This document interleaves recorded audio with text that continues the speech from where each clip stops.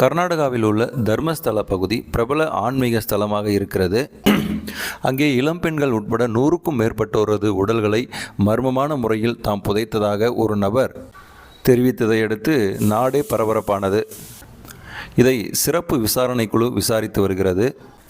விசாரணையில் பல அதிர்ச்சி உண்மைகள் வெளிவந்திருக்கிறது. அது என்னவென்றால், அந்த சின்னையா என்ற நபர் சொன்ன இடங்களில் தோண்டி பார்த்தபோது அது போன்ற பெண்களின் எலும்புக்கூடுகள் எதுவும் கிடைக்கவில்லை.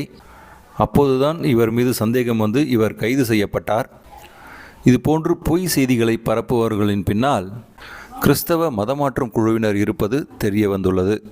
பெங்களூரில் சிறிய சர்ச் ஒன்றை வைத்துக்கொண்டு மதமாற்றத்தில் ஈடுபட்டு வந்த ஜான் சைமன் என்பவர் தான் மனித உரிமைகள் ஆணையத்திலிருந்து வந்திருப்பதாக கூறி கர்நாடக அதிகாரிகளை மிரட்டி தர்மஸ்தலா சிவன் கோயில் நிர்வாகத்திற்கு எதிராக கற்பனையான அதிர்ச்சி பொய்களை பரப்பியது தெரிய வந்தது. விரைவில் ஜான் சைமனையும் கைது செய்து விசாரிக்க சிறப்பு விசாரணை குழு முடிவு செய்திருக்கிறது.